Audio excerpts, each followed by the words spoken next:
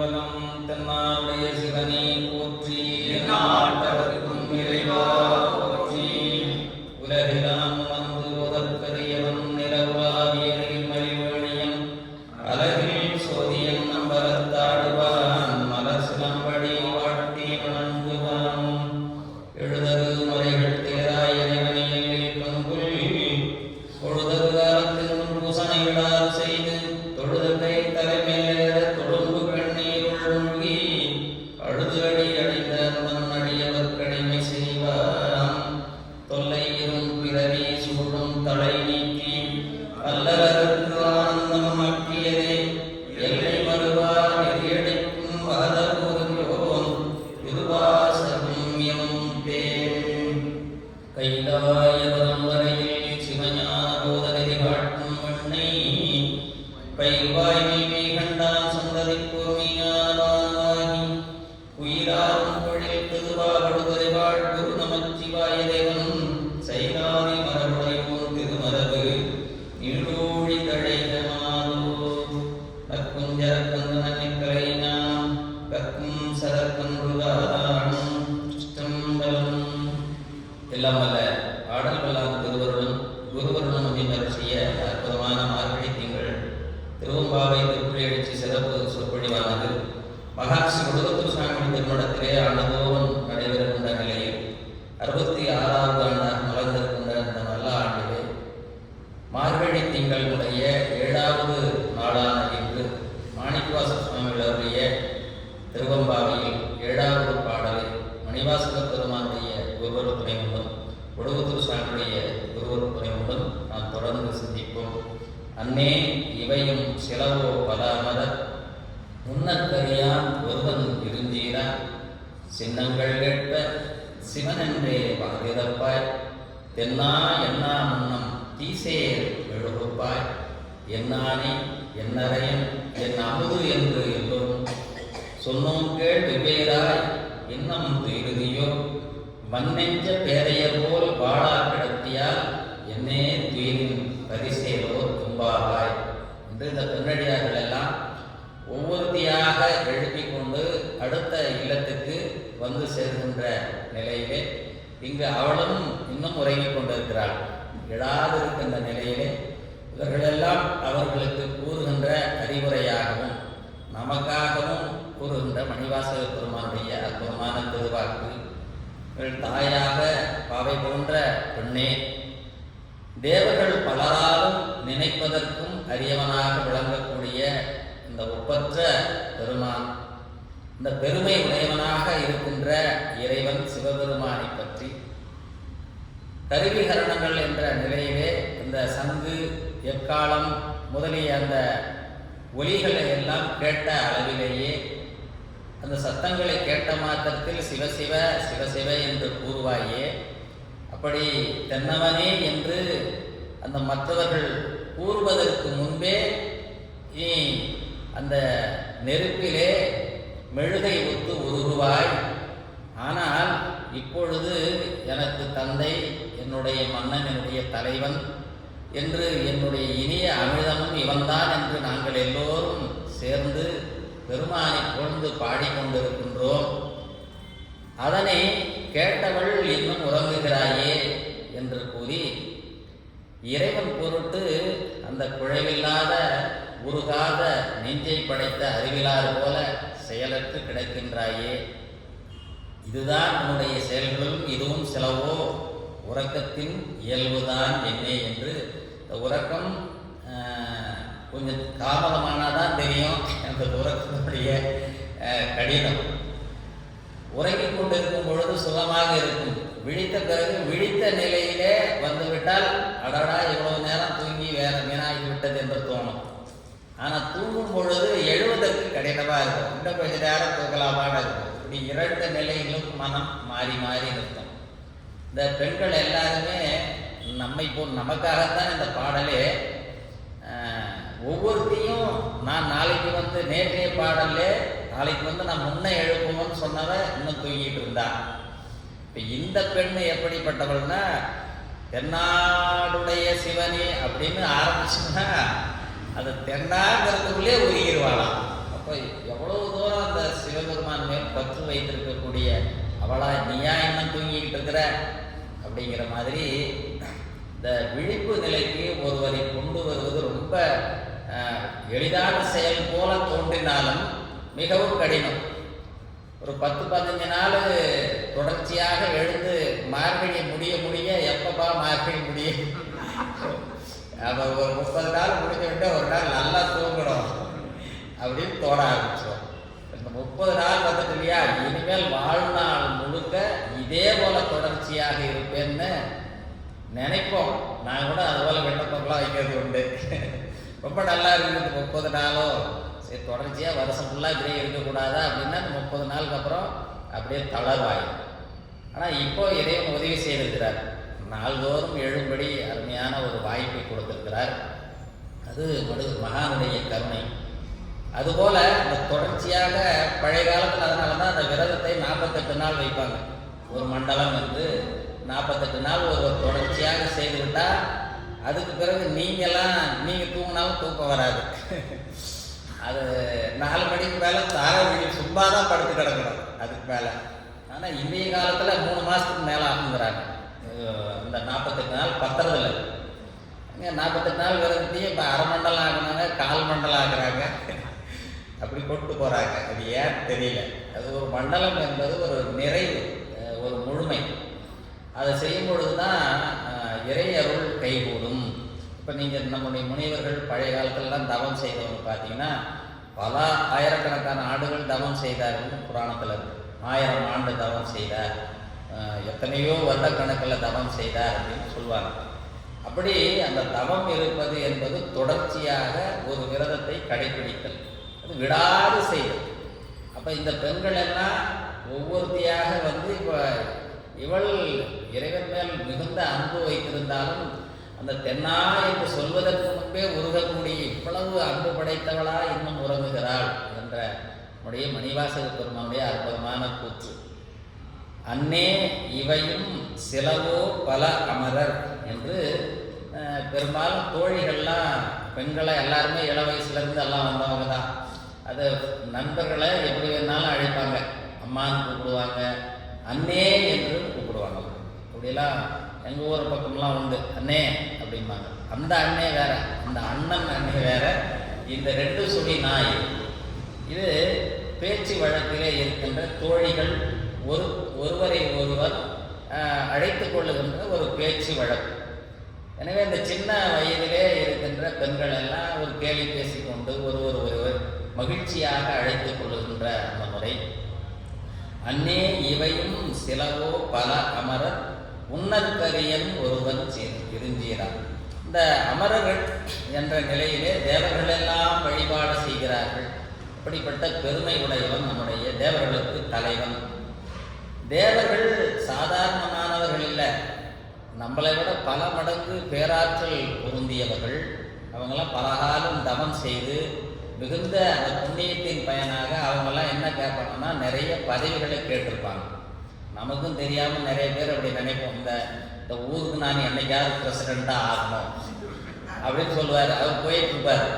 திருப்பி என்னைக்காவது ஒரு நாள் இறைவன் அந்த சூழல் கொண்டு வந்து அது இன்னும் 10 பிறவியோ 20 பிறவியோ 50 என்னைக்காவது ஒரு நாளைக்கு பிரசிடெண்ட்டாக ஆக்கி அப்புறம் எனக்கு இனிமேல் இந்த பிரசிடெண்ட் பதவியெல்லாம் வேண்டாம் சாமி ப்ளீஸ் அப்படின்னு கெஞ்சற மாதிரி வச்சு போதுட்டா சாமி இந்த பாடுற பாடு அப்படின்னு சொல்லி அப்புறம் எனக்கு வேண்டாம்ப்பா இந்த பிறவியே இந்த ஆன்மா ஆசைப்படுறதெல்லாம் கொடுத்து ஒரு நாளைக்கு ஆசைப்படுறதெல்லாம் இதுவாக நிறுத்தி இனிமேல் எனக்கு எதுவும் வேண்டாம் உன்னுடைய திருவடி தான் வேணுங்கிறப்ப இதுக்குதான்ப்பா காத்துக்கிட்டு இருக்கிறடா வா அப்படின்னு. அதை தான் அம்பலவான பெருமான் கருணையோடு செய்கிறார். அவங்க ஒடுகுத்துறை சாமிகள் அங்கேருந்து என்னை மட்டும் ஒண்டியாக விட்டுட்டு இங்கே பாடம் செஞ்சுட்டு இங்கே வந்துட்டார் ஐயா.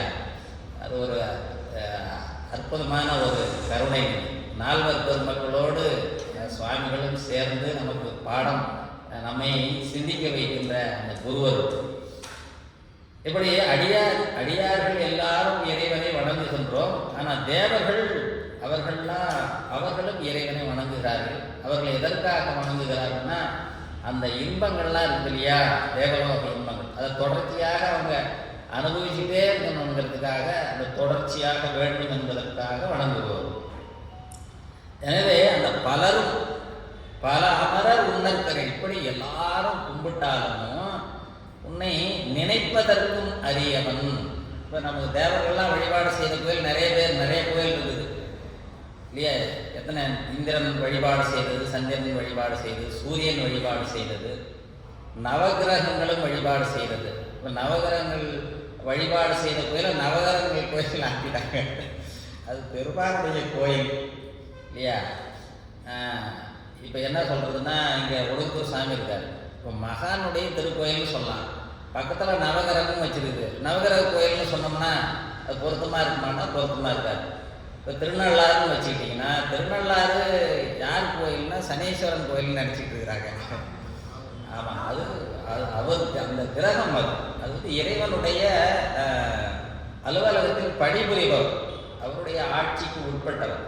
அங்கே உள்ள தர்பாரணேஸ்வரர் இருக்கிறார், நல்லாட்சி பெருமான். நல்லாரனை நம்பியே நாம் வழிபாடு செய்ய வேண்டும். நான் போனால் நேராக நீங்கள் இன்றைக்கி இப்போ நேற்றுலாம் கோயிலுக்கு போயிருந்தீங்கன்னா உள்ளேயே போயிருக்க முடியாது. யார் சிவபெருமானை கும்பிட்றதுக்கே போயிருக்க முடியாது. கியூவில் நிற்கும், 2 கிலோமீட்டர் கியூவில் சுற்றிட்டு வந்தீங்கன்னா சனீச்சரன்ட்ட கொண்டாந்து விடும். அப்புறம் தான் தெரியும், ஓஹோ நான் சாமிக்கு போகுதுன்னு நினச்சிட்ட கியூ அப்படின்னு நினச்சி நாங்கள் கூட அப்படிலாம் சுற்றி வந்து 3/4 கோயிலை சுற்றி வந்தோம். என்னது கியூ இவ்வளோ நேரம் நிற்கிது. அப்புறமா இது வந்து கடைசியாக பார்த்தா இங்கே போகுதுன்னு தெரிஞ்சு, அதுக்கு பிறகு அங்கே இருக்கிற ஆள், அந்த பூஜைலாம் பண்ணுறவங்களாம் 50 பேர் நிற்பாங்க. அவங்கெல்லாம் ஒதுக்கி அந்த சந்து வழியாக உள்ளே போனோம்னா தர்பாருக்கு செவனேன்னு உட்காந்துருக்கிறாரு. அவர் பாவம் யாராவது ஒருத்தர் வந்து ஒரு பாட்டு பாட மாட்டாடா. அங்கே உள்ள பூஜை பண்ணுறது ஓரமாக உட்காந்துருக்கிறாரு. ஐயா ஒரு பூஜை பண்ணி கொடுங்களேன், வாங்க அப்படின்னு சொல்லி அப்புறமா கொடுக்குறாரு. அப்படி அங்கே சாமி உள்ள இருக்க இது போல் நவகிரகங்கள் வந்து வழிபட்ட தலங்களை எல்லாம் நவகிரக கோயிலாகிட்டாங்க. அப்படி செய்யக்கூடாது. உண்மையில அவர்களையும் போற்றத்தக்கவர்கள். ஏன்னா இறைவனுடைய ஏவலுக்கு கட்டுப்பட்டு அவருடைய பணியை சரியாக செய்பவர். யாருமே கிரகங்களை பார்த்து நீங்கள் பயப்பட வேண்டாம். கோளாய நீக்குமவன் கோழிலியம் பெருமான். இந்த கோள்கள்லாம் நமக்கு இடையூறு செய்யாது அருள் செய்யும். நீங்கள் ஏன் கவலைப்படுறீங்க அப்படின்னு திருஞான சம்பந்த சுவாமிகள் அற்புதமான பதிவு 4000 போகாமல். அங்கே திருக்கோளிலையில் போனீங்கன்னா நவகிரகங்களும் 9 திசையை நோக்கி இருக்க மாட்டாங்க. இப்போ இங்கெல்லாம் அங்கே பார்த்தீங்கன்னா, இப்போ இங்கே நம்ம மடத்தில் கூட இங்கேயும் இருக்கிறாங்க. 9 பேர் பார்த்தீங்கன்னா ஒரே பக்கமாக திரும்பி இருக்கிறாங்க. ஒருத்தருக்கு ஒருத்தர் அது யாரும் ஃப்ரெண்ட்லி கிடையாது. ஒருத்தர் நம்ப தோழமையே கிடையாது. இது இந்த பக்கம் இருந்துன்னா அவர் நமக்கு வாங்கிக்கிற மாதிரி தான் இருக்கும் போல இருக்கும்.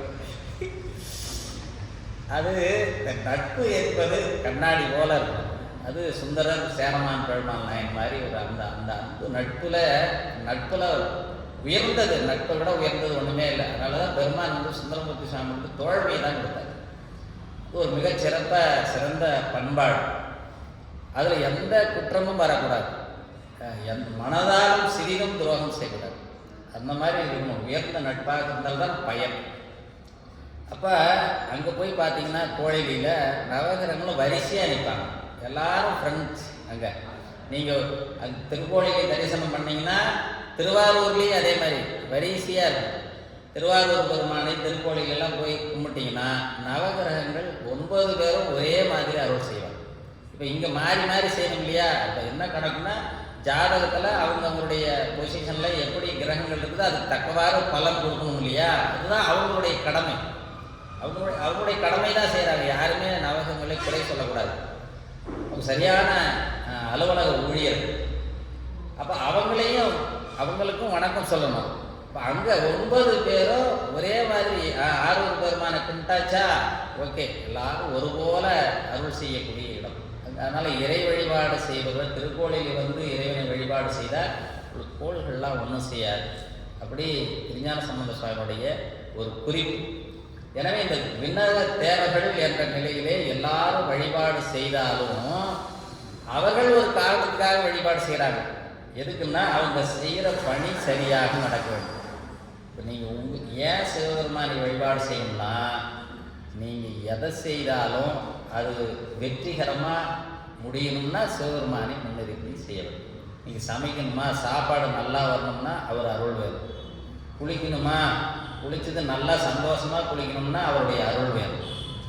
அப்புறம் சாப்பாடை சமைச்ச சாப்பாட்டை சாப்பிடணுமா, அதுக்கும் அவர் அருள் வேணும். இல்லைன்னா நீங்கள் அந்த சாப்பாட்டே ரசித்து சாப்பிட மாட்டீங்க. டிவியில் கிரிக்கெட் ஓடிக்கிட்டு இருக்கோம், பார்த்துக்கிட்டே அவன் அதை ஸ்கோர் அடித்தான் இவன் அடித்தான் பேசிக்கிட்டே இருப்பான், சாப்பிட்டதே தெரியாது. இவர் சாம்பார் ஊற்றுறப்ப ரசத்தை ஊற்றி சாப்பிட்டுருப்பார் முதல்லையே, அப்படி மயக்கம் வந்துடும். இப்போ எதையுமே அந்த அனுபவம் முழுமையாக கிடைப்பதற்கு சிவபெருமானுடைய அருள் வேண்டும். அதனால் அவரவர்கள் செய்கின்ற பணிகளை சரியாக செய்வதற்காக தேவர்கள் எல்லாம் மேலே விண்ணுலகத்திலேருந்து இங்கே கும்பிட்டுட்டு இருக்கிறாங்க.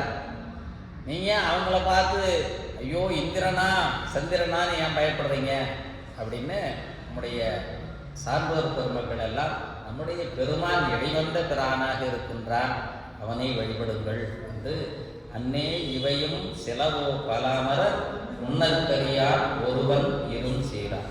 இந்த பெருமான் அற்புதமான கருணை உள்ளமுடையவன்.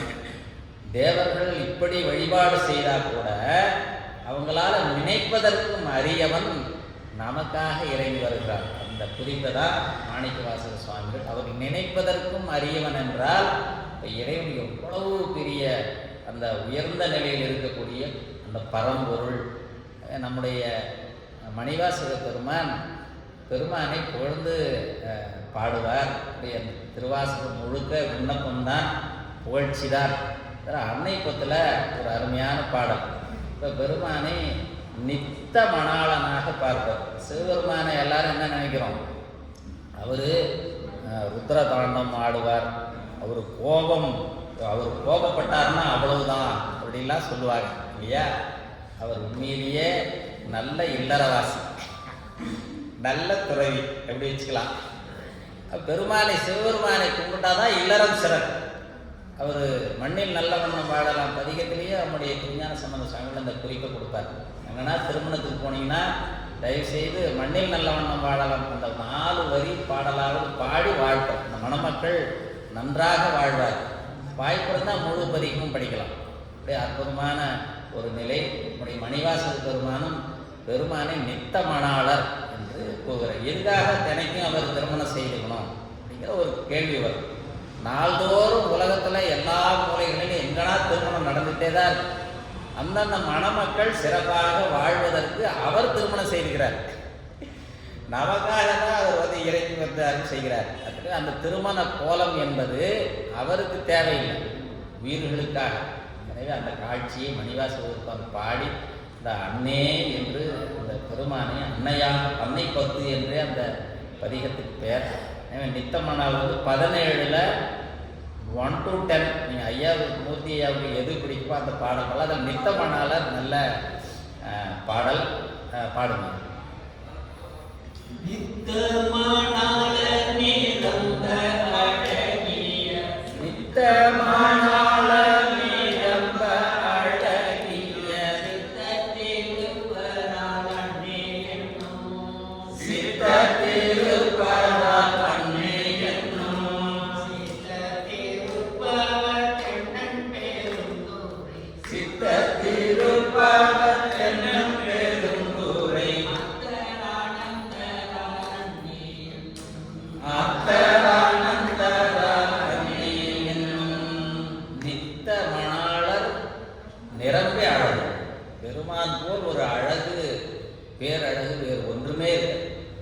முருகப்பெருமான சொல்லுவாங்க, சுந்தரமூர்த்தி சாமிகளை சொல்லுவாங்க. அழகு என்றாலே அது சிவம்தான். எனவே இப்படி தில்லையிலே அர்த்தஜாம பூஜை முடித்து நிறைவு பெரும்பாலும் எல்லா கோயில்களையும் அர்த்தஜாம பூஜை பள்ளியறையோட நிறைவானால் அங்கே தில்லையில் அதோட நிறைவாகாது. பள்ளியறைக்கு அப்புறமா இந்த பக்கம் அர்த்தஜாம அழகர் என்று இங்கே வெளியே இன்னொரு திருமேனி உண்டு. அவர் ஆதிமூலநாதருக்கும் அம்பலவான பெருமானுக்கும் நடுவில் அந்த வழியில் போய் பாருங்கள், ரொம்ப அழகு. அவர் தான் கடைசியாக ஒரு அர்த்தஜாம அழகர் என்றே பெயர். அவருக்கு வழிபாடு செய்து தான் அதுக்கப்புறம் தான் திருநெல்வேலி பிரசாதம் கிடைக்கும். எனவே பெருமான் நிரம்ப அழகர். மணிவாசக பெருமான் பார்த்து பார்த்து ரசித்த அந்த உருவம். அவர் எப்படியெல்லாம் வந்தார் இல்லையா. அவர் குதிரை மேலே வரும்பொழுது எப்படி அந்த செந்தடல் குறைந்தது நீங்கியிருக்கார். அப்படி அந்த திருமேனியை அவருக்கு மட்டும் அந்த காட்சியை மணிவாசக பெருமான் அனுபவித்த அனுபவம் நித்த மணாளன். நாள்தோறும் இங்கே திருவண்ணாமலை போனீங்கன்னா அண்ணாமலையாரையும் உண்ணாமலை அம்மையும் பாருங்க. அந்த பெரிய நாயகர் என்றே பெயர் அவர். அற்புதமாக இருக்கும். ஆலவாய்க்கு போனீங்கன்னா அங்கேயும் மீனாட்சியும் சொக்கநாதன் பார்த்தீங்கன்னா அது பேரழகு. அந்த சிரிப்புக்கு என்ன சிரிப்புன்னே தெரியல. அது மந்தகாசமாக அது ஒரு அந்த மாதிரி சிரிப்பு எந்த கோயிலில் இருக்காது. சொக்கநாதருடைய அந்த சிரிப்பு காது வரைக்கும் இருக்கும். அப்படி சிரிப்பார். என்ன சொல்கிறார் அப்படின்னா, கவலைப்படாதீங்கப்பா, நீ சிரிச்சிங்கன்னா சரியாக போயிடும். மகிழ்ச்சியாக இருந்தால் எல்லாம் நீக்கிறோம். இப்போ மகிழ்ச்சியாக இருக்கணும்னா என்ன பண்ணணும்? மகிழ்ச்சியாக இருக்கணும்னா பெருமானை நினைக்கணும். அப்போல்லாம் அவரை மறக்கிறோமோ அப்போ தான் துன்பம் வரும். பெருமானை மறந்தால் துன்பம் வரும். எப்போல்லாம் நம்ம துன்பம் வருதோ இறைவனை நினைப்பதே எங்கே விட்டுருக்குறோன்னு நமக்கு கஷ்டம் வரலாம், துன்பம் வரலாம். அதனால தான் ஏழை பணக்காரன் எந்த வித்தியாசமும் இல்லாமல் யார் மகிழ்ச்சியாக இருக்கிறாங்களோ அவங்க எப்போவுமே இறையரும் கூடவே இருக்கும். எனவே எப்போ பொறாமையும் போட்டியும் கோபமும் வந்துச்சுன்னா இறையருள் அங்கே நிற்காது. இறையருளை அனுபவிப்பதற்கு ஒரே ஒரு குணம் நமக்கு மகிழ்ச்சியாக, ஆனந்தமாக, அன்பாக இருக்கும். இதனால தான் அன்பு செலுத்துங்கள் என்ற குறிப்பை காட்டினாங்க.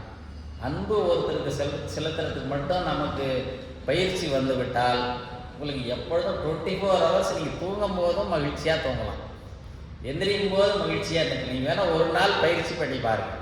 இன்னைக்கு யாரையும் கோபித்துக் கொள்வதில்லை, யாரையும் செடுன்னு பேச மாட்டேன், யாரையும் தவறாக பேசுதல் இல்லை. இன்னைக்கு ஒரு நாள் பயிற்சி இன்றையிலிருந்து தொடங்குனீங்கன்னா நாளைக்கு காலையிலுக்குள்ள உங்களுக்கு வித்தியாசம் தெரியும். நாளைக்கு காலையில் 24 hours நீங்கள் நாளைக்கு வகுப்பில் சொல்லுங்கள், இந்த மாற்றம் இருக்குதா இல்லையான்னு பாருங்கள். ஒரு ஆசிரியர் நல்ல சொற்பொழிவாளர் தான். அவருடைய சொற்பொழிவில் பொய் சொல்லுவது எவ்வளோ குற்றம், அதனால் பொய் சொல்லாமல் இருக்கிறது மிகுந்த பயனளிக்கும் அப்படின்னு சொன்னாராம். யாராரும் இப்போ கடைப்பிடிப்பாங்க, எல்லாரும் சொல்கிறத கேட்டுட்டு போயிடுவோம். அவர் கேட்டவருக்கு ஒரு ஆசை, சரி நாமளும் இன்னையிலிருந்து சின்ன பொய் கூட சொல்லாமல். இப்படி எந்த மாதிரி பொய்னா, இப்போ கிச்சனில் மனைவி வேலை செஞ்சுக்கிட்டே இருக்குன்னு வச்சிங்களேன், நம்ம கூப்பிட்றோம், கூப்பிட்ட உடனே இந்தா வந்துட்டேன்பாங்க, ஆனால் இன்னும் 5 நிமிஷம் ஆகும் இல்லையா? வந்துட்டேன்னு சொன்னால் இந்தா வர்றேன்னு சொன்னால் அது பொருத்தமான சொல். இப்போ அதான் அதில் சின்ன இது ஒரு பாண்டிச்சேரியில் ஒரு சில தொண்டர்கள் உண்டு. அவங்கெல்லாம் பார்த்தீங்கன்னா, ஐயா எங்கே இருக்கீங்க, ஐயா இந்த தெருவில் இந்த இடத்துல ஒரு கம்பம் இருக்குறீங்க, பக்கத்தில் நிற்கிறேன் அப்படி சொல்லுவாங்க. நந்தா வந்துட்டேன், அந்த வந்துக்கிட்டே இருக்கிறேன் அப்படின்னு ஒரு சின்ன இதில் கூட போய் சொல்ல மாட்டாங்க. அப்படி அந்த ஆசிரியர் சொன்ன சொல்லை கடைப்பிடிக்கணும்னு ஒருத்தர் கடைப்பிடிச்ச ஆரம்பித்தார். இன்னையிலிருந்து பாயிண்ட் முழுமையாக உண்மை மட்டுமே பேசுதல். 1 வருடம் கரெக்டாக, 1 வருஷத்துக்கு அப்புறமா அவர் சொல்கிறத விட்டுட்டாராம் பைபிள்ஸ் கடைப்பிடிக்கிறது. ஏன்னா அவர் சொல்கிறதெல்லாம் பலிக்க ஆரம்பிச்சிச்சு. எது சொன்னாலும் பலிக்க ஆரம்பிச்சிட்டான். ஐயா அந்த ஆசிரியர் திருப்பி அடுத்த வருஷம் பார்த்தாரா, ஐயா நான் சொல்கிறதெல்லாம் பலிக்க ஆரம்பிச்சிருந்தீங்க, எனக்கு பயமாக இருக்குது அப்படின்னாரு. ஏன் தெரியாமல் எதையாவது சொன்னாலும் அதுவும் நடக்கும். இப்போ அந்த வாக்கு பலிதம் என்பது உண்மை பேசும்போது அது ஆகிறது. அதனால தான் நம்ம பெரியவங்களாம் பழைய காலத்தில் பேசவே மாட்டாங்க, கடிந்து சொல்லவும் மாட்டாங்க, அவசரப்பட்டு ஒரு சொல் சொல்ல மாட்டாங்க, சொன்னதெல்லாம் பலிக்க ஆரம்பிச்சு. அப்படி இந்த வாக்குக்கு பேராற்றல் உண்டு. எனவே நம்முடைய மணிவாசக பெருமானுடைய வாக்கு அது மணி வாக்கு இல்லையா? வாக்குவும் மணி வார்த்தை. அந்த வார்த்தையெல்லாம் திருவாசகம் முழுக்க மணி வார்த்தை, மணிமணியாக கோத்தது. திருவாசகம் முழுக்க 658 மணிகள் அப்படியே ரத்தினங்களாக நம்முடைய பெருமானுக்கு, அம்பலவான பெருமானுக்கு மாலையாக திருவாசகத்தை போட்டார் நம்முடைய மணிவாசக பெருமான். அவர் போட்டாரோ இல்லையா, அவர் அன்பாக பாடுறார். பெருமான் கொடுப்பா எனக்கு வேணும்னு வாங்கிட்டு போனார். அதுதான் நீங்கள் நம்ம வீட்டில் சமைக்கிறோம், சாமிக்கு வச்சு நைவேத்தியம் சிறப்பு தான். ஆனால் பெருமானே எனக்கு சாப்பாடு கொடுன்னு கேட்டால் அது எவ்வளோ பெருமை இல்லையா? அதனால் அதுபோல் அது யாராக வேணாலும் இருக்கலாம். நாம் நினச்சிருப்போம் சாப்பாடு நான் அப்புறம் போடுறேன்னு, அவங்களுக்கு மிஸ் ஆகிடும். காரைக்கால் அம்மையார் அதனால தான் வந்த விருந்தை ஒரு வினாடி கூட அதை நழுவ விட்டக்கூடாது, உட்கார வச்சு மாம்பழமும் சாப்பாட்டையும் விட்டான். உடனடியாக என்ன இருக்குதோ அது. இன்னும் ஒரு 1/2 மணி நேரம் உட்கார்ந்துருக்கிறீங்களா, சாப்பாடு போடுறது இப்படி சொன்னீங்கன்னா அவர் கிளப்பிட்டாரா என்ன பண்ணுறது இல்லையா? யாரையும் தடுக்க முடியாது. அதனால் காத்திருப்பவன் பெருமான். நீங்கள் சாப்பாடு கொடுக்கறதுக்கு தயாராக இருக்கும். என்றைக்கு வேண்டாலும் வருவார். இன்னைக்கிலிருந்து ஸ்டார்ட் பண்ணிக்கங்க. அதனால தான் பந்தியில் உட்கார்ந்தா எல்லாருக்கும் மனம் யார்கிட்ட கோவச்சிக்கிட்டு சண்டை போட்டு சாப்பாடு போட்டிங்களோ அவர் சாமியாக இருக்க போகிறார். உருவத்தில் மகன் கூட வருவார். அப்படி யாரெல்லாம் அவர் யார்கிட்ட எப்படி எந்த உருவத்தில் எந்த வடிவத்தில் எப்படி இறையருள் வரும் என்று நமக்கு தெரியாது. அதனால் இந்த பெண்ணடியாரெல்லாம் இறைவனை பாடி கொண்டு வருகின்ற நிலையிலே இந்த உன்னற்கு அரியன் ஒருவன் இரும் சீரான் என்று இந்த அமர்கள் எல்லாம் மிகுந்த தவமுடையவர்களாக இருந்தாலும் அவர்களாலும் நினைக்க முடியாத இந்த பேராற்றல் உடைய பெருமான். இந்த உண்ணுதல் என்பது நினைத்தல், நினைத்து பார்ப்பதற்கு கூட அரிய அந்த கடவுள். இந்த பெருமான் சொல்லிலே நிற்பார். நீங்கள் எதை பேசுனீங்கனாலும் இந்த வாக்கிலே இறைவன் நிற்பான். அதனால தான் தவறாகவோ கோபித்தோ பேசக்கூடாதுன்னு எப்படி சொல்கிறாங்கன்னா, அதுலேயும் சிவம் இருக்கும். எல்லா பதிவும் உங்களுக்கே திருப்பி ரிட்டர்ன் வரும். அதெல்லாம் திருப்பி நமக்கே திருப்ப கொடுக்கப்படும். ஒரு நாள் இந்த சொல்லை எல்லாம் தவிர்த்து சரியாகவும் பேசாமல் ஒரு நாளைக்கு ஆகும் இல்லையா, அப்புறம் தான் வினை சேராமல். ஒவ்வொரு சொல்லுக்கும் வினை உண்டு. எதை பேசுனீங்கனாலும் சரி அதற்கும் ஒரு எதிர்வினை கண்டிப்பாக உண்டு. சயின்ஸ் சொல்லுதா இல்லையா? அறிவியலும் அதை தான் நிரூபணம் செய்கிறது. அதனால் நான் தெரியாமல் சொல்லிட்டேன், ஒன்றும் பண்ண முடியாதுமா. இப்போ பென்சிலில் எழுதியிருந்தால் எரேஸ் பண்ணிடலாம். நீ பர்மனண்ட் மார்க்கரில் எழுதியிருக்கிறீங்க, அது ஒன்றும் பண்ண முடியாது. இது மாதிரி சொன்ன சொல் அந்த பதிவை யாரால் நீக்க? சிவபெருமான் ஒருவனால் மட்டுமே நீக்க முடியும். இனி நம்முடைய அப்பர் சுவாமிகள் கூட சொல்லானை பொருளானை என்று பெருமானை பாடுவார். அந்த சொல்லாகவும் இருப்பவன் தான், அதுக்குரிய பொருளும் அவன் தான். எனவே சொல்லிய பாட்டின் பொருளுணர்ந்து சொல்லுவர் அப்படின்னு மணிவாசக பெருமான் சொன்னாலும் அப்பர் சுவாமி ஒரு அருமையான பாடல். அது திருநாரையூர் திருப்பதியும் அப்பர் தேவார்கள் 51வது பக்கம் முதல் பாடல். சொல்லானை பொருளானை, சொல்லாகவும் அவனே விளங்குகிறான். அப்போ நம்ம எப்படி பார்த்து பார்த்து பேசணும். இனிமேல் யாருன்னா பேசுனா பேசலாமா வேடாவா அப்படி சொல்கிறதுக்கு கூட 5 நிமிஷம் ஆகிட்டா அதை டேரவே கடந்து போயிடும். செவனேனா இருக்கலாம், எந்த வினையும் இல்லை. அதனால் நம்ம பேசுகிற பெரும்பாலும் நம்ம எப்படி பேசி பழகுவோம்னா, அவங்க சொல்லி என்ன சொல்கிறாங்கன்னே தெரியறதுக்கு முன்னாடி திருப்பி பேசிடுவாங்க. அது அந்த மாதிரி பேசக்கூடாது. நீங்கள் அவங்க பேசிய பிறகு சொன்னதில் வச்சு நாம் இதுக்கு சரியான என்ன மாதிரி பதில் சொல்லலாமா வேணாமா, இல்லை அமைதியாகவே இருந்துடலாமா அப்படி நீங்கள் ஆலோசிச்சிங்கன்னா அதுக்குள்ளே அவரே திருப்பி இன்னொரு கேள்வி கேட்க மாட்டார். கேட்டாலும் அது சரியான முறையில் வரும். அப்படி பதில் அப்படி அந்த யோசித்து பேசணும். ஐயா சொல்லானை பொருளானை, சொல்லானை பொருளானை சுருதியானை, சொல்லானை பொருளானை சுருதியானை, சுடராணி நெடுமாலுக்கு அருள் செய்தானை, சுடராணி நெடுமாலுக்கு அருள் செய்தானை, அல்லானை பகலானை அறியான் தன்னை, அல்லானை பகலானை அறியான் தன்னை, அடியாக கெளியானை அரண் மூன்றெய்த, அடியாக கெளியானை அரண் மூன்றெய்த, வில்லானை சரமிசைய அருள் செய்தானை, வில்லானை சரமிசைய அருள் செய்தானை, வெங்கதிரோன் மாமுனிவர் விரும்பியேத்தும், வெங்கதிரோன் மாமுனிவர் விரும்பி ஏற்றும், நல்லானை தீயாடே நம்பன் தன்னை, நல்லானை தீயாடு நம்பன் தன்னை, நாரையூர் நன்னகரில் கண்டேன் நானே, நாரையூர் நன்னகரில் கண்டேன் நானே.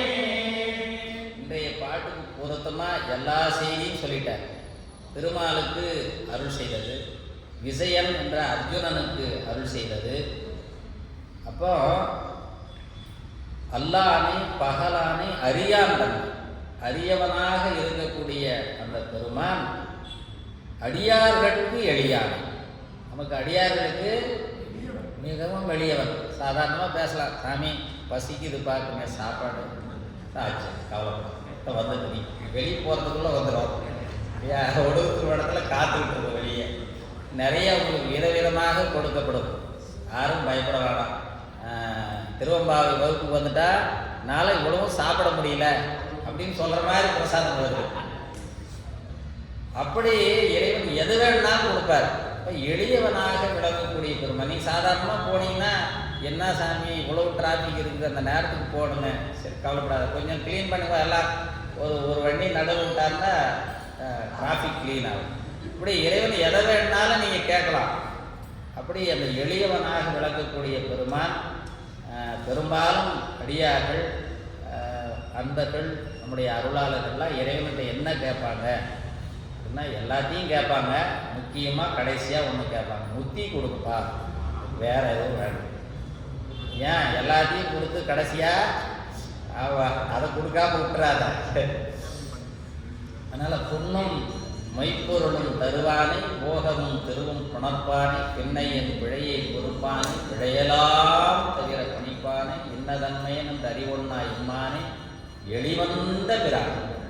அந்த பெருமான் ரொம்ப எளிமையாக நாம் விரும்புகின்ற அளவிலே நீங்கள் எங்கே வச்சு வழிபாடு செய்தாலும் வந்துடுவார். நீங்கள் சிவலிங்கத்துக்கு மட்டும்தான் நீங்கள் எதில் வேணாலும் வழிபாடு செய்யலாம். நீங்கள் ஸ்படிகம் வச்சுக்கலாம், நம்ம பஞ்சலோகத்தில் திருமணம் வச்சுக்கலாம், ஒரு உத்ராட்சத்தை வச்சு அப்படியே கும்பிடலாம், சந்தனத்தில் சிவலிங்கம் வச்சு பிடிச்சி கும்பிடலாம், இப்படி எதை வேணாலும் செய்யலாம். திருநீரை வழிபட்டாலும் சிவத்தை வழிபட்ட பலன் உண்டு. இப்போ திருநீர் வழிபாடு தனியாக வைக்கணும்னா திருநீர் பூசணவங்களை வழிபாடு செய்தாலே பயன். பெரிய புராணம் சொல்லு, இது ஒன்று தனியாக கஷ்டப்பட வேண்டாமா? அது திருநீருக்கு எங்கேப்பா கோயிலுக்கு பக்கத்தில் திருநீர் பூசுகிற ஆள் யாராக இருக்காங்களா, கும்பிட்டுரு போதும். அந்த அளவு பெருமை திருநீற்றினுடைய அந்த பெருமை. இப்படி திருநீரை யார் ஒருவர் சும்மா அப்படியே அப்படியே அப்படியே கொஞ்சமாக திருநீரை லாடத்திலே நெற்றியில் வைத்திருந்தாலும் சிவத்தை காண வேண்டும். இது அப்பர் சுவாமியுடைய வாக்கு. இது சிவமாக பாவித்து அவர்களை வழிபாடு செய்ய வேண்டும். எனவே அப்படிப்பட்ட பெருமான் இரும் சீரான் சின்னங்கள். அந்த சீரான் என்பது மிகுந்த பெருமையுடையவர். அப்படிப்பட்ட பெருமானை நாங்கள்லாம் பதிகம் பாடி அப்படி அங்கோடு வருகிறோம். ஆனால் இவள் எப்படிப்பட்டவள், இப்போ தூங்கிக்கிட்டு இருக்கிறவ எப்படிப்பட்டவள்னா, சின்னங்கள் கேட்ப சிவனென்றே வாய் திறப்பாய்.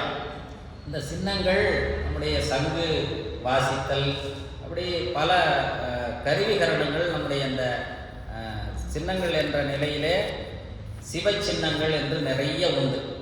அதில் நிறைய ஒன்று பார்த்தீங்கன்னா ஒரு கஞ்சிரான்னு ஒன்று வாசிப்பாங்க, அது சின்ன அந்த பறை. அடுத்து சிலம்பு வாசித்தல்லாம் கிராமங்கள் பக்கம் அதிகமாக உண்டு.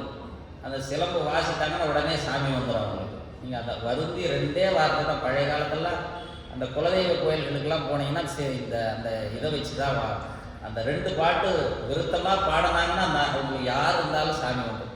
அவ்வளவு ஆற்றல் அந்த அந்த சின்னங்களுக்கும் அந்த வருந்தி அழைக்கின்ற அன்பு நிலை. அப்புறம் வீணை, குடமுழா, அப்புறம் தவண்டைன்னு ஒன்று உண்டு, அப்புறம் துத்திரி என்ற ஒரு கருவி, அப்புறம் தன்னுமை, உடுக்கை எல்லாரும் பார்த்துருப்பீங்க இல்லையா? அப்புறம் கொம்பு, அப்படின்னா கொம்புனா நல்லா நீளமாக இப்படி வளைஞ்சிருக்கும், அப்படியே அதை வச்சு ஊதுவாங்க, இது கொம்பு வாசித்தல். அப்புறம் தமருகம், அதுவும் உடுக்கை மாதிரியே இருக்கும். அடுத்தது கொக்கரை, அது இப்படி இருக்கும், இந்த மேலே தூக்குன அந்த அந்த கருவி மாதிரியே அந்த கொம்பு மாதிரியே இது வேறு வடிவத்தில் இருக்கும். அப்புறம் இடக்கை, குழல், கிருஷ்ணன் ஊதுவார் இல்லையா அந்த குழல். அடுத்து அது ஆனாய நாயனார் அப்படி அந்த குழல் வாசித்து தான் இந்த உலகத்தையே மயக்க வைச்சார். இப்படி பெருமான் வந்த காட்சி. அப்புறம் திருச்சின்னம், அது நீளமாக இப்படி நீளமாக இருக்கும், இவ்வளோ நீள் பைப் மாதிரி இவ்வளோ நீட்டு. 2 வச்சு ஒரே தனியாக ஊத மாட்டாங்க, அதை 2 வைத்து ஒரே நேரத்தில் ஊதுவாங்க. அதுக்கு திருச்சின்னம் என்றே பெயர். அப்புறம் துடி, அதுவும் உடுக்கை மாதிரியே இருக்கும், பெருமான் வச்சிருப்பார் இல்லையா, அது துடி என்று பெயர். அப்புறம் யாழ், முரசு, சங்கு, திமிலை, தாளம் எல்லாருக்கும் தெரியும்.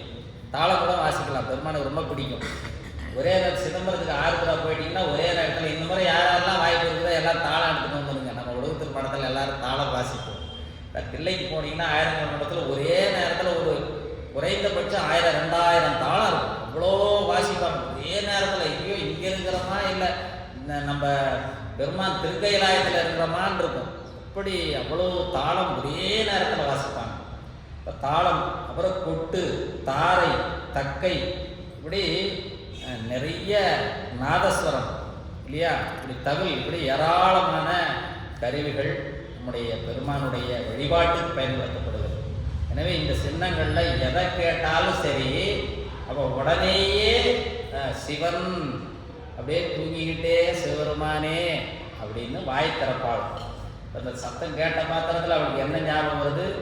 இந்த சின்னங்கள் எல்லாம் எதுக்கு வேணாலும் வாசிக்கலாம் இல்லையா. நல்லதுக்கும் ஒரு சிலர் வாசிப்பாங்க, தீய காரியங்களுக்கும் வாசிப்பாங்க.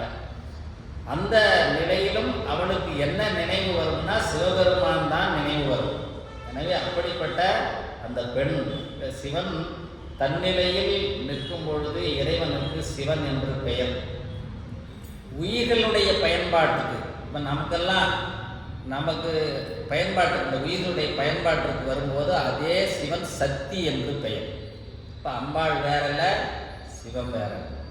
அப்புறம் ஐந்தொழில் செய்யும் பொழுது பதி என்று பெயர். ஐந்தொழில் செய்கிறார் இல்லையா, இப்போ அம்பலவான ஒரு தலைவன் பதி என்று பெயர். இந்த ஆன்மாக்களுடைய இந்த அறிவிலே அவன் பதித்ததால் அவன் பதி என்று பெயர். இந்த பதித்தல் என்ற ஒன்றை இறைவன் தான் செய்கிறான். நம்மால் நினைப்பதற்கும் அரியவனாக விளங்கக்கூடிய பெருமான் தானே வந்து தலையடித்து ஆட்கொண்ட அருளும் அந்த பேராளன். இப்படிப்பட்ட பெருமானை சிவன் என்று கூறுகின்றார்.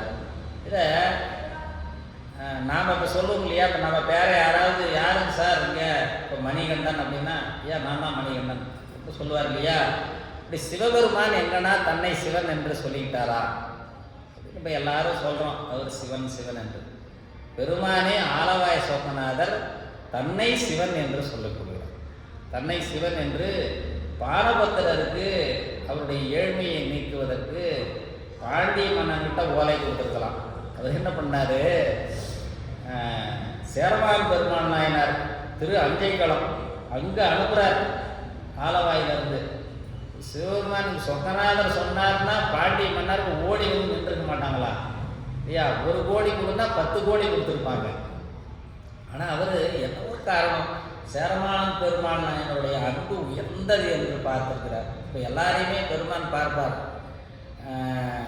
நல்ல பணக்காரராக இருப்பாங்க, அவர் கையில் இருந்து காசு வாங்க மாட்டார்.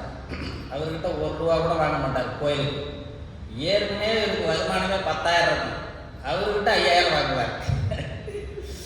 ஏன்னா அவருடைய அன்பு கொடுக்குற அன்பு, யார் கேட்டாலும் கொடுப்பார். அந்த 10,000த்தில் பிறகு கொடுப்பதற்கும் அவர் மனசு வந்து அன்போடு கொடுக்கக்கூடிய அன்பராக இருப்பார். அந்த அன்பு தான் இறைவனுக்கு வேணும். வச்சிருக்கிற பணமோ காசோ அவருக்கு அது முக்கியமல்ல. இதெல்லாம் கொடுத்ததெல்லாம் அவர் தான்.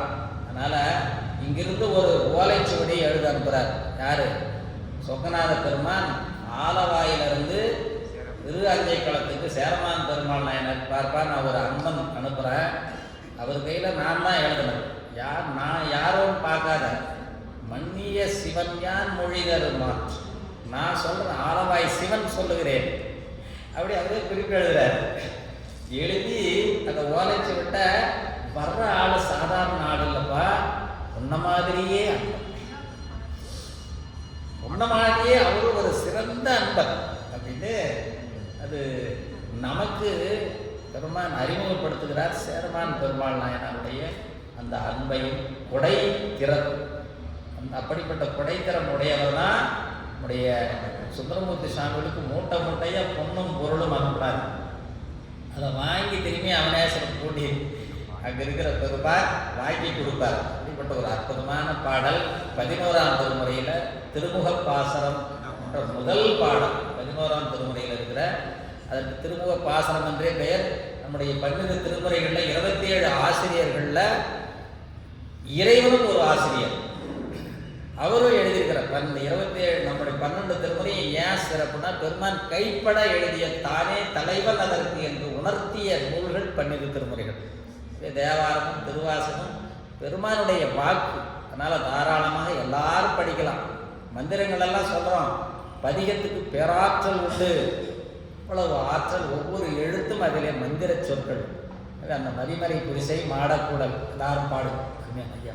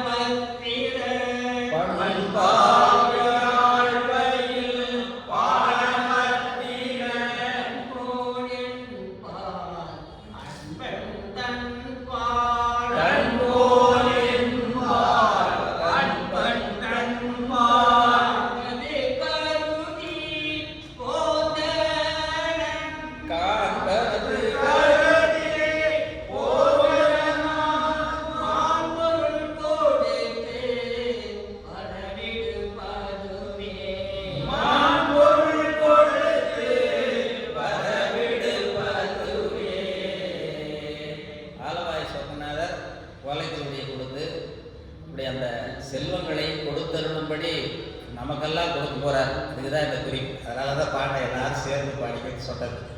எனவே நமக்கும் அந்த செல்வம், அது அப்படி வாய்க்கிற செல்வம்லாம் நிறைந்த செல்வம், இது இடையூறு வாராத செல்வம். வெறும் பணமாக பொருளை பார்ப்போம். இந்த உலகியல் நிலையிலே அந்த அறத்தின் வழி ஈட்டியிருக்க வேண்டும். திருவள்ளுவர் தேவனார் சொல்லுகின்ற குறிப்பு. வெறும் பணம் சம்பாதிச்சா போதும் தான் எல்லாம் சொல்லி கொடுக்குறாங்களே ஒழிய, திருக்குறள் படிப்பு அதை உணர்த்த வேண்டும். அறத்தின் வழி வருகின்ற பணம் தான் இன்பத்தை தரும், மற்றது துன்பத்தை தரும், நோயை தரும், என்ன வேணாலும் செய். எனவே அந்த அறத்தின் வழிதான் அந்த செல்வம் இருக்க வேண்டும் என்ற குறிப்பு. எனவே அப்படியே பெருமான் அந்த ஓலைச்சுவடியில் அனுப்பிய சிவன் மன்னிய ஆலவாயில் மன்னிய சிவன், நிலை பெற்று விளங்கக்கூடிய சிவபெருமான் என்று கூறுகின்ற நிலை. அப்படிப்பட்ட பெருமானே சிவன் சிவன் என்று அழைப்பாய், தென்னா என்னா முன்னம் தீசே மெழுகுப்பாய்.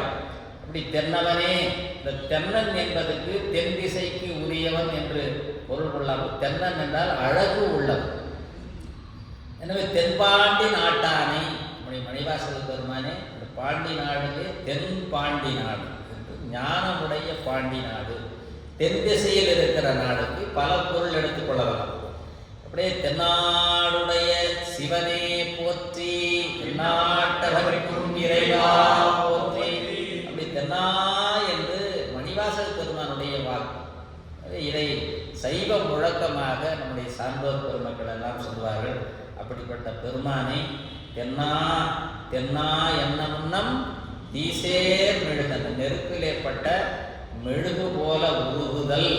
இப்படிப்பட்ட அந்த பெண் என்னானை என்னரையன் இன்னமொது என்று எல்லோம். இந்த பெருமானை எப்படியெல்லாம் பாடுகிறார்கள் என்றால், என்னுடைய தலைவனாகவும் பார்க்கலாம், என்னுடைய அரையன் என்ற நிலையிலே அவன்தான் அரசன். எனவே அப்படிப்பட்ட பெருமான் அமுதன். இந்த அமுதாக இருக்கக்கூடிய பெருமான் சிவம்தான். பெருமான் மட்டும் வெறும் கடவுளாக பார்க்காமல் இது அனுபவ பொருளாக பார்க்க வேண்டும், அனுபவிக்க வேண்டும். அந்த அனுபவம் கிடைத்து விட்டால் நம்மக்கிட்ட வாக்கு சுத்தமாக ஆகிடும். இந்த அனுபவம் மட்டும் ஒருத்தருக்கு கிடைச்சிருச்சுன்னா அதுக்கு பிறகு பேச மாட்டார், அது ஞான நிலை கைகூடிவிடும். இந்த அனுபவத்தை நால்வர் பெருமக்கள் எல்லாம் பாடி பாடி அனுபவித்த அந்த சிறப்பு, இந்த என்னானை என்னறையன் இன்னமுது என்று எல்லோரும் சொன்னோம் கேள் வெவ்வேறாய் இன்னும் கேள்வி. இப்படியெல்லாம் நாங்கள் என்னுடைய தலைவனாகவும் என்னுடைய அமுதமாகவும் இப்படி போற்றி கொண்டு வருகிறோம், நீ என்ன தூங்கிக்கிட்டு இருக்கிறியே என்று இந்த பெண்ணை இடித்து சொல்லுகிறார்கள். இந்த திருச்செங்காட்டங்குடி தலப்பாடல் சம்பந்த தேவாரத்தில் 463 பக்கம், திருஞான சம்பந்த சுவாமியுடைய தேவாரத்தில் 463வது பக்கத்தில் 2வது பாடல். ஐயா பாடுங்க. 463 திருச்செங்காட்டங்குடி பைங்கோட்டு மலர் பொன்னை பாடலில் 2வது பாடல் பொன்னம்பூன் கழி பாடல்.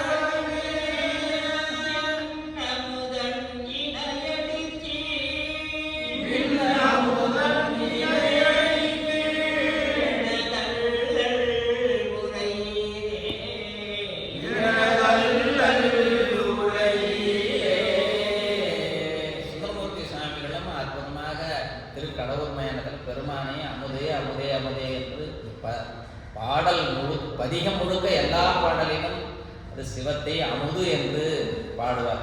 எனவே பெருமான் தான் அமுது. நம்ம அதனால தான் உணவிற்கும் அமுது என்று பெயர். ஏன் அப்படின்னா நீங்கள் அமுதாக பார்த்தால் அது அமுதமாகிடும். அதில் ஏதாவது பெருமாளுக்கு நிவேதியம் மட்டும் 5 எழுத்து சொல்லி ஆகிவிட்டால் இந்த உணவில் ஏதாவது குற்றங்கள் இருந்தாலும் அது சரியாயிடும். நஞ்சு அமுது ஆக்குவித்தால் நனிவள்ளி அடிகளார். அதனால் யாராவது ஏதாவது கொடுத்தாங்கன்னா வாங்கின கொடுத்த இடத்துல வாங்கி அப்படியே சாப்பிடக்கூடாது. உணவில் மூலமாக வினை வரும். அதனால் நம்ம கடையில் இருக்கிற உணவுகள்லாம் அது எப்பவும் வாய்ப்பு இல்லாத பொழுது கொள்ளலாம். அப்படியே உணவு நல்ல உணவாக இருக்க வேண்டும். அதை தீர்த்தமாக தண்ணியாக தெளிச்சுட்டு அங்கெழுத்து சொல்லி சாப்பிடணும். வாய்ப்பு இருக்கிற பொழுது கடவுள் உணவு விட்டு நம்ம வீடுகளிலே நாம் சமைத்து பெருமானுக்கு நிவேதியம் செய்து சாப்பிடுதல் தான் மிகச்சிறந்தது. அதுவே அமுதாக மாறும். அதனால் ஐயா அமுது எடுத்துக்கிறீங்களா அப்படிதான் கேட்பாங்க இல்லையா? எனவே அந்த அமுது சிவம். எனவே இப்படிப்பட்ட அமுதாக இருக்கக்கூடிய அந்த பெருமான் நாங்கள் எல்லாம் அவனை போற்றி புகழ்ந்து பாடிக்கொண்டு வருகிறோம். சொன்னோங்கள் வெவ்வேறாய் இப்படி பலவாறு புகழ்ந்து பாடிக்கொண்டு ஒரு மாதிரி இல்லை, விதவிதமாக நாம் பெருமானை போற்றி புகழ்ந்து பாடிக்கொண்டு வருகிறோம். இன்னும் துயிலுதியோ, இன்னமா உறங்கி கொண்டிருக்கின்றாய், வன்னெஞ்ச பேதையர் போல் பாழா கிடத்தியான். இந்த நெஞ்சு இருக்கிறதே அது வன் நெஞ்சம். பெருமானை நாங்கெல்லாம் அவளை போய் வழிபாடு செய்கிற திருவம்பாவை வகுப்பு வருது நடந்து கொண்டு இருக்கிறது. நான் போகலையே போக வேண்டாம்னு நினைக்கிறாங்க இல்லையா, அது வன் நெஞ்சம். யார் போக முடியலையே ஐயோ நானும் போகலான்னு ஆசையாக இருக்குதுன்னு அது நல்ல நெஞ்சு. வந்துட்டால் அது சிறந்த நெஞ்சு. வந்து பெருமானை வழிபாடு செய்தல். இங்கு சிந்தித்தல் மணிவாசல் பெருமானுடைய குருவரோடு நாம் அந்த பெருமானை சிந்திக்கணும். அவருடைய அறிவு நமக்கு துணை செய்யும். வெறும் திருவம்பாவை நினைத்து விடக்கூடாது. அது எல்லாருக்கும் கிடைக்காத வாய்ப்பு. இந்த மார்கழி மாதத்திலே பெருமானை நினைந்து நினைந்து போற்றுகின்ற நிலையில் இந்த நெஞ்சை குருநாதனிடம் தூது விடுதலே ஒரு நெஞ்சு விடு தூது என்றே ஒரு புத்தகமே உண்டு. உமாபதி சிவம் என்ற ஒரு ஆசிரியர், அந்த தில்லைக்கூத்தனுடைய அடிமை, அவருக்கு நாள்தோறும் வழிபாடு செய்து தொண்டு செய்தவர்.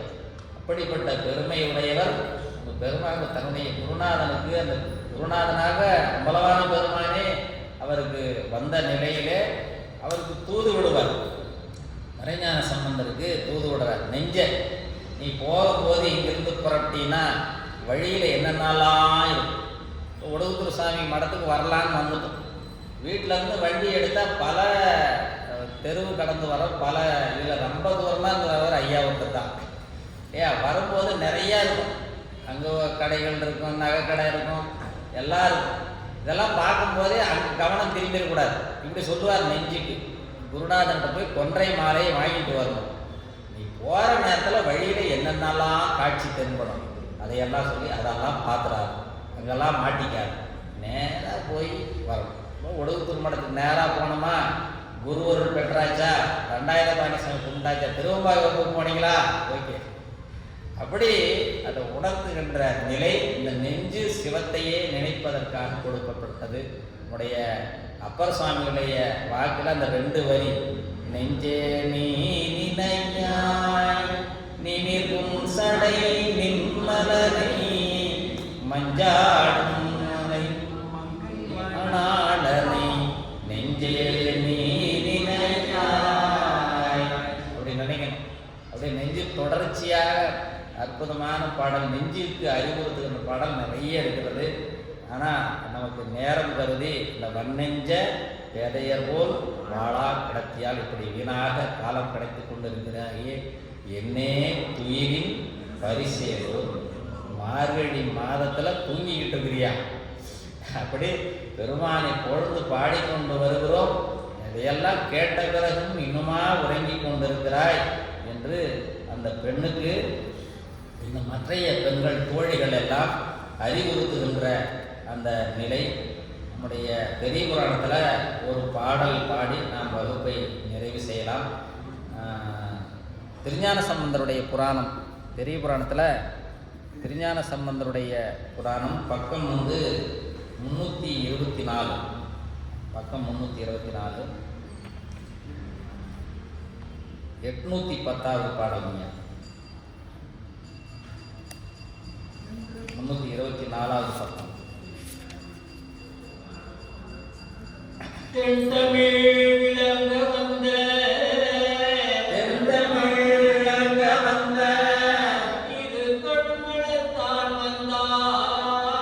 திருக்கடுமலத்தான் வந்தான், மன்றுளார் அழைத்த ஞானவட்டில் வண்கையன் வந்தான், வென்று உலவிய மீள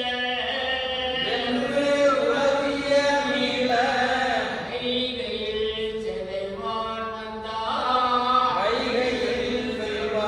வந்தான், என்று பன்மணி சின்னங்கள்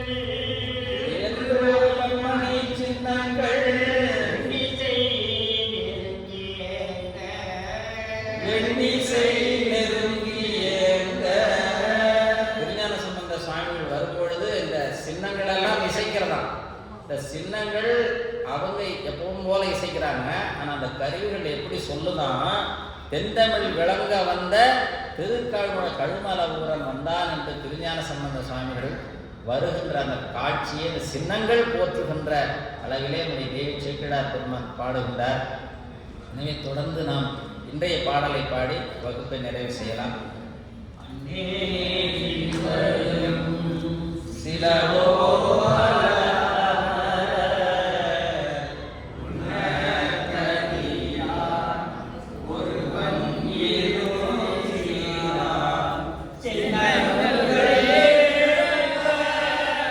சிவனே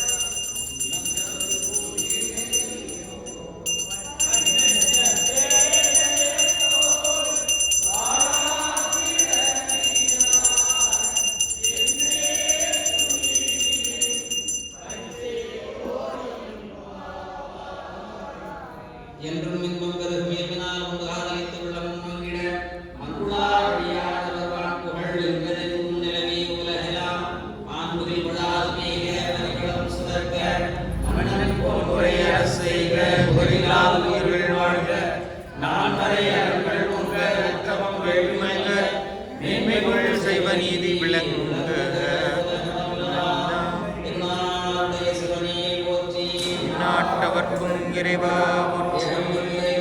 போற்றி பாகம் பெண்ணுரு ஆராய் போற்றி. அண்ணாமலை மன்னா போற்றி அன்னார் அமுதக்கடலே போற்றி.